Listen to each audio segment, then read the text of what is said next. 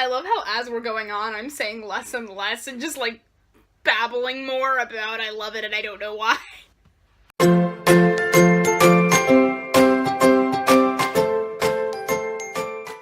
Hey guys, what's up? It's Julie the Bibliophile, and today I am here to do a video that you guys voted for on Twitter and that I've been wanting to do for so long, and that is my top 10 Librarians episodes.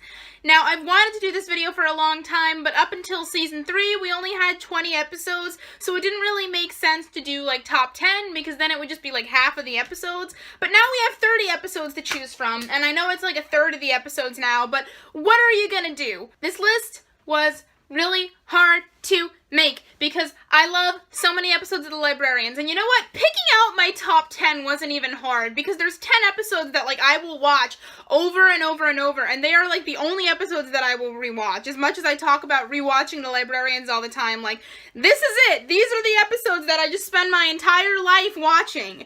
But, like, ranking them in order of which one I liked best, my top 3 was fine, but after that, so I don't even know if this is accurate to my feelings, or if it's just random.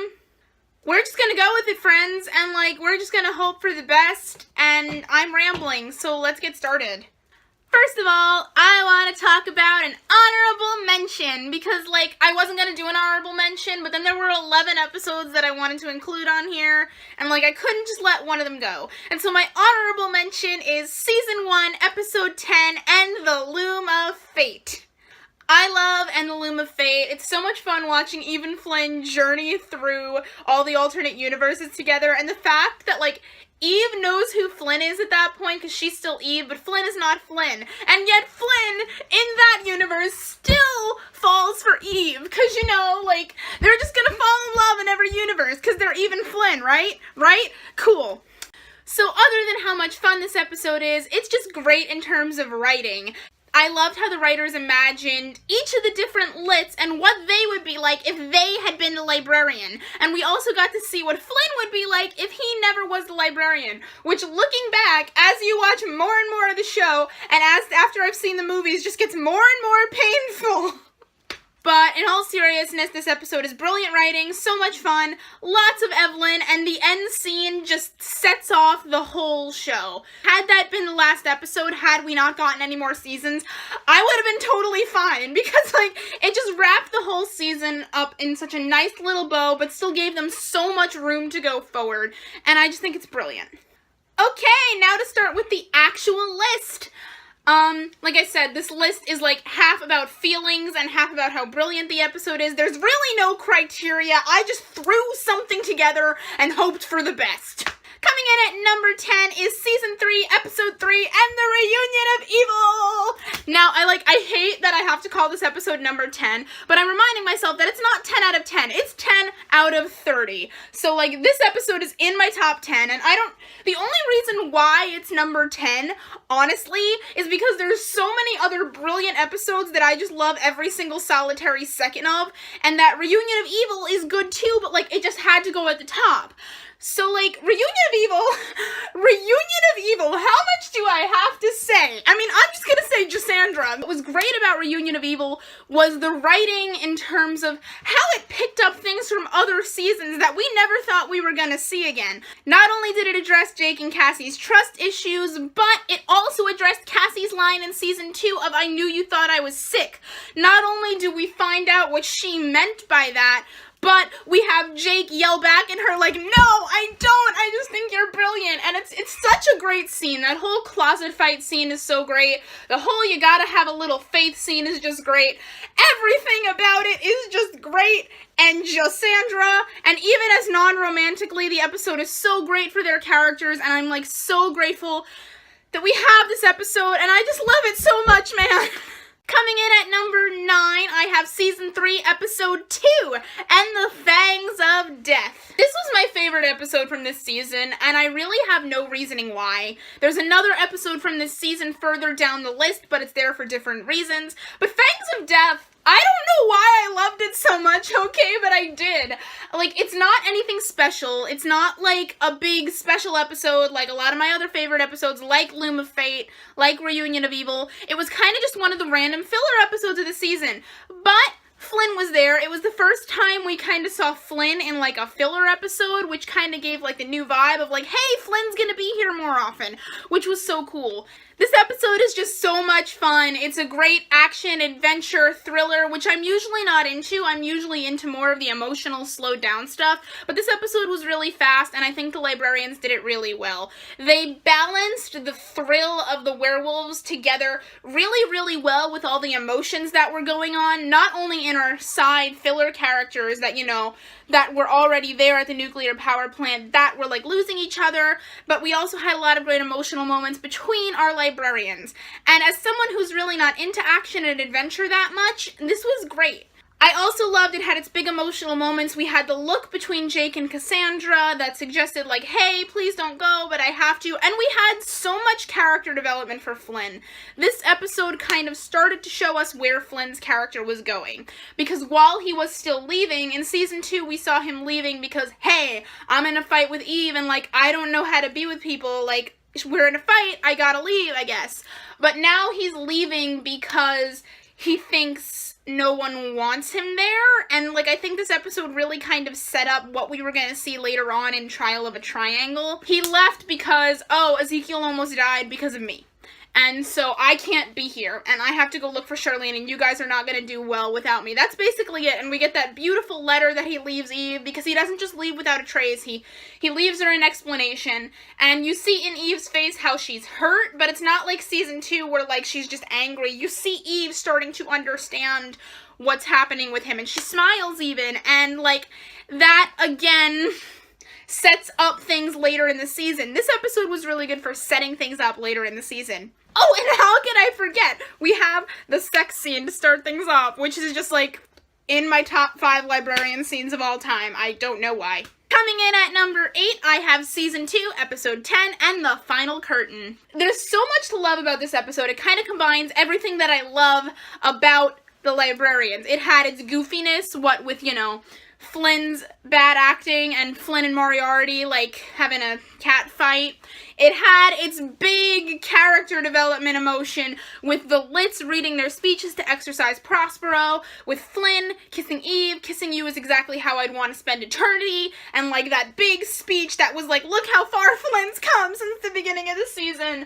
And we had all the romance, we had even Flynn's epic kiss, 400-year kiss, their epic journey through time, and God, everything about this episode is just so beautiful.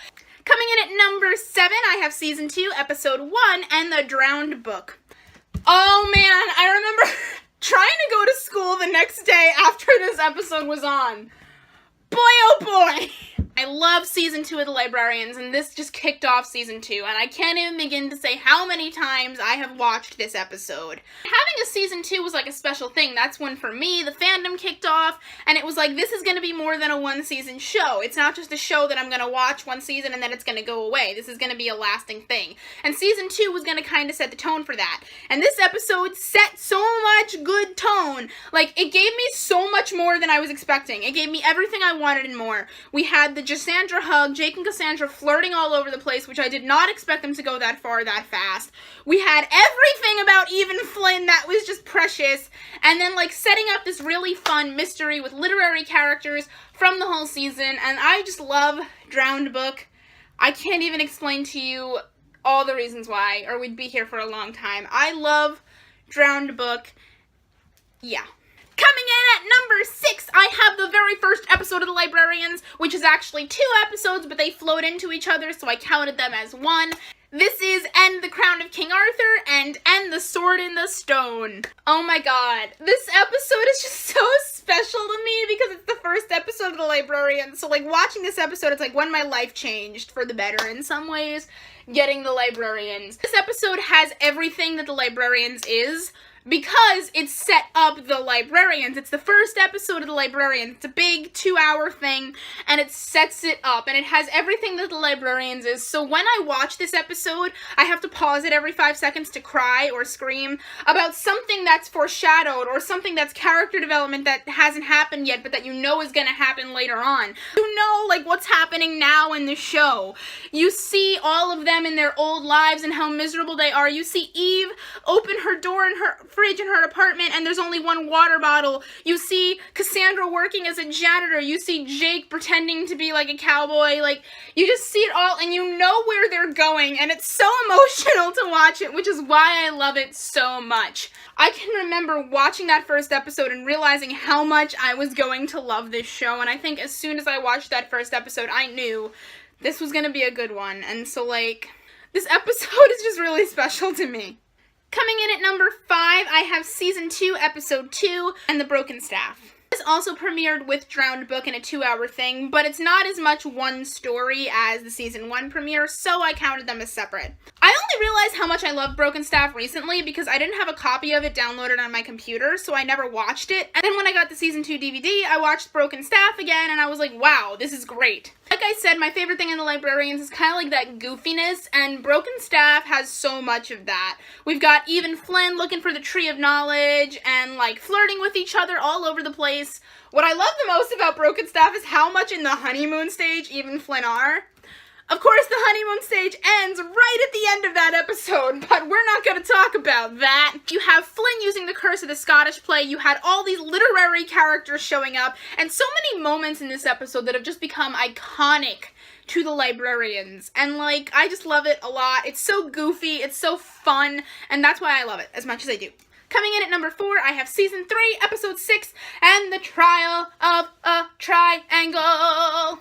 This episode isn't I love it because it's fun, like all the other episodes, because it's not as fun as some of the other episodes on here, but I had to put this episode at number 4 because of how freaking brilliant it is.